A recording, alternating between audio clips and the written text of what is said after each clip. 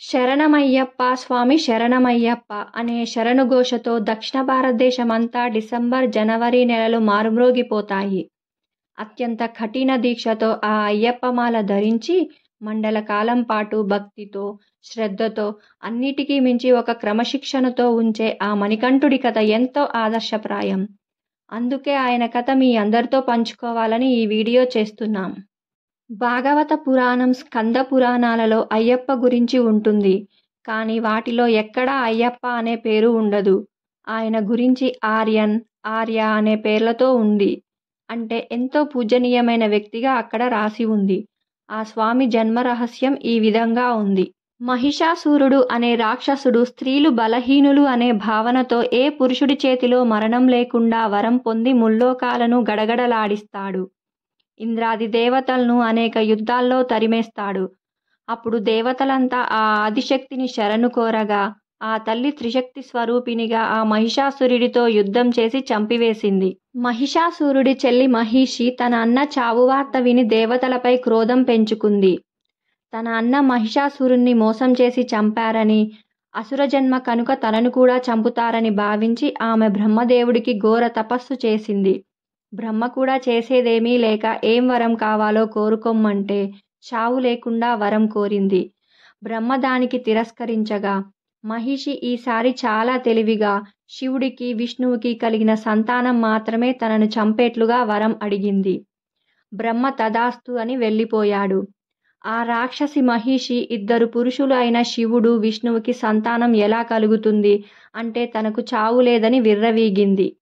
తన అన్నలాగానే ఈ రాక్షసి కూడా సాధువులను, ఋషులను హింసించడం మొదలుపెట్టింది. ఇదిలా ఉండగా భస్మాసురుడు అనే రాక్షసుడికి శివుడు ఒక వరం ఇస్తాడు.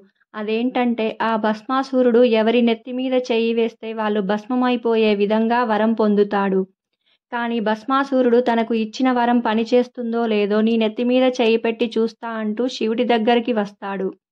ఇక చేసేదేమీ లేక శివుడు ఆ రాక్షసుడి నుంచి తప్పించుకొని వెళ్తుండగా ఆ రాక్షసుడు ఆయనను వెంబడిస్తూనే ఉంటాడు. ఇదంతా గమనించిన ఆ మహావిష్ణువు మోహిని అవతారంలో భస్మాసురుడి ముందు నిలబడతాడు. మోహిని అందానికి ముగ్ధుడైన భస్మాసురుడు ఆమె మాయలో పడి ఆమెను ఎలాగైనా పొందాలని, ఎలా చేస్తే అలా ఆమెను అనుకరిస్తూ ఆమెను ఆనందపరచడానికి ప్రయత్నిస్తుంటాడు. అలా అనుకరిస్తున్న సంగతి గమనించిన మోహిని నాట్యభంగిమలు చేయడం ఆరంభించింది. వాటిని అనుకరిస్తుంది చూసి ఒక భంగిమలో తన తలపై చేయి పెట్టుకుంటుంది. అది కూడా అనుకరిస్తూ భస్మాసురుడు తన తలపై చేయి పెట్టుకొని భస్మమైపోయాడు. అలా భస్మాసురుడి అంతం చూసిన తరువాత శివుడు మోహిని దగ్గరకు వచ్చి కృతజ్ఞతలు చెప్పాడు. కానీ మోహిని రూపంలో ఉన్న విష్ణువును చూసి శివుడు కూడా మైమరచిపోయాడు. అలా శివుడికి, మోహినికి కలిగిన సంతానం హరిహరసుతుడు అయ్యాడు. ఆ బాలుడు పుట్టుకతోనే కంఠంలో మాల ధరించి దానిలో మణి మెరుస్తూ దగదగలాడుతుంది. ఆ బాలుణ్ణి పంబల దేశంలో పంబానదీ తీరంలో ఆ దేశ రాజు అయిన రాజశేఖరుడి కంటపడేలా చేశాడు ఆ పరమశివుడు. పిల్లలు లేని ఆ రాజు ఆ బాలుణ్ణి ఇంటికి తీసుకువెళ్లి మణికంఠుడు అనే పేరుతో పెంచుకున్నాడు. ఆ బాలుడు వచ్చిన వేళా విశేషం వల్ల ఆ రాజుకి మరో సంతానం కలిగింది. ఆ రాజ్యం ఎంతో సుభిక్షంగా ఉంది. మణికంఠుడు యుద్ధ విద్యలలో ఆరితేరాడు. ఆ బాలుడు యుద్ధ నైపుణ్యంకి ఆయన గురువు ఎంతో ఆశ్చర్యపోయేవాడు. ఆ బాలుడికి యుక్త వయసు రాగానే రాజుగా ప్రకటించాలని రాజశేఖరుడు అనుకున్నాడు. కానీ ఆయన భార్య మాత్రం తన బిడ్డకు ఎలాగైనా పట్టం కట్టాలన్న ఆశతో మంత్రితో కలిసి ఒక పన్నాగం పన్నింది. ఆమెకు బాగా తలనొప్పి ఉందని, ఏం చేసినా తగ్గటం లేదని ఒక నాటకం ఆడింది. మంత్రి ఆ తలనొప్పికి విరుగుడు పులిపాలు అని చెప్తాడు. పాలు ఇచ్చే పులి దగ్గరికి వెళ్తే తన పిల్లలకు ఆపద అనుకొని పులి చంపివేస్తుందని అనుకున్నారు రాజశేఖరుడు. రాజశేఖరుడు వద్దంటున్నా మణికంఠుడు మాత్రం తన తల్లిని ఎలాగైనా బాగు చేసుకుంటానని అడవికి వెళ్తాడు. అడవికి వెళ్తున్న మణికంఠుణ్ణి చూసిన నారదుడు రాక్షసి మహిషితో ఇలా అన్నాడు. అదిగో చూడు, హరిహరసుతుడి నిన్ను చంపడానికి బయలుదేరినాడు. ఇక నీ చావు తథ్యం అన్నాడు. ఈ మాటలు విన్న మహిషి కోపంతో ఊగిపోతూ మణికంఠుడిపై యుద్ధానికి వచ్చింది. మణికంఠుడికి, మహిషికి మధ్య భీకర యుద్ధం జరిగింది. ఈ భీకర యుద్ధంలో మణికంఠుడు ఆ రాక్షసిని చంపి విజయ దుందుబి మ్రోగించాడు. దేవతలంతా ఆ విజయాన్ని చూసి మణికంఠుడిపై పూలవర్షం కురిపించారు. చనిపోయిన మహిషి శరీరం నుంచి ఒక స్త్రీ బయటకు వచ్చి తను ఒక దేవకన్యనని, శాపం వల్ల రాక్షసి అయ్యాను అని చెప్పి తనను పెళ్లి చేసుకోమని అంటుంది. మణికంఠుడు మాత్రం తను ఆజన్మ బ్రహ్మచారిగా ఉంటానని ఆమెను తిరస్కరిస్తాడు. ఇదంతా చూసిన దేవతలు మణికంఠుడితో ఏ కారణంతో అయితే జన్మించావో అది అయిపోయిందని చెప్పగా, మణికంఠుడు తన తల్లికి పులిపాలు కావాలని వాటి కోసం వచ్చానని చెప్తాడు. అప్పుడు దేవతలంతా పులులుగా మారి మణికంఠుడితో పంబల దేశానికి బయలుదేరుతారు. పులిపై స్వారీ చేస్తూ అనేక పులులతో వస్తున్న మణికంఠుణ్ణి చూసి ఆ దేశ ప్రజలందరూ ఆశ్చర్యపోయారు. ఆయన కారణజన్ముడని అర్థం చేసుకొని అయ్యా, అప్ప అంటూ పిలవసాగారు. అన్ని పులులతో ఇంటికి చేరుకున్న మణికంఠుణ్ణి చూసిన తల్లికి, మంత్రికి వారు చేసిన తప్పు అర్థమైంది. తమను క్షమింపమని, ఈ రాజ్యానికి రాజుని కమ్మని ప్రాధేయపడ్డారు.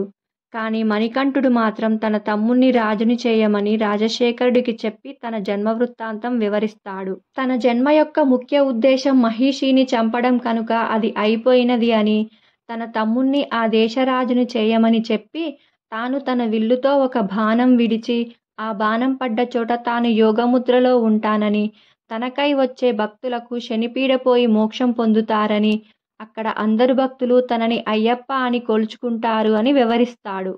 ఈ విషయం తెలుసుకున్న శనిదేవుడు అయ్యప్పని కలిసి తనని దర్శించుకున్న వారికి శని నుంచి మోక్షం కలుగునని చెప్పినందుకు ఎందుకు అలా చెప్పావని అడగగా, అయ్యప్ప శనికి ఈ విధంగా వివరిస్తాడు. మండల కాలం పాటు తనని ఎవరైతే దీక్ష తీసుకొని భక్తితో నిష్ఠతో పూజిస్తారో వారిని శని పీడించకూడదని, ఈ మండల కాలం వారు శని ఏ విధమైన కష్టాలు పెడతారో అలాగే వీరు కూడా చెప్పులు ధరించకుండా, నఖకేశ ఖండనాలు లేకుండా, శనికి ఇష్టమైన నల్లబట్టలతో ఉండి ఒక్క పూట మాత్రమే సరైన భోజనంతో ఉదయం సాయంత్రం చన్నీళ్ళ స్నానం చేస్తూ భక్తి శ్రద్ధలతో తనని పూజిస్తారని వివరిస్తాడు. ఇది విన్న శనిదేవుడు అంతటి నిష్ఠతో ఉన్నవారిని తను కూడా పట్టి పీడించనని చెప్పి వెళ్ళిపోతాడు. ఇలా అయ్యప్ప తన దీక్షకై ఎంచుకున్న ప్రదేశం 18 కొండల మధ్య.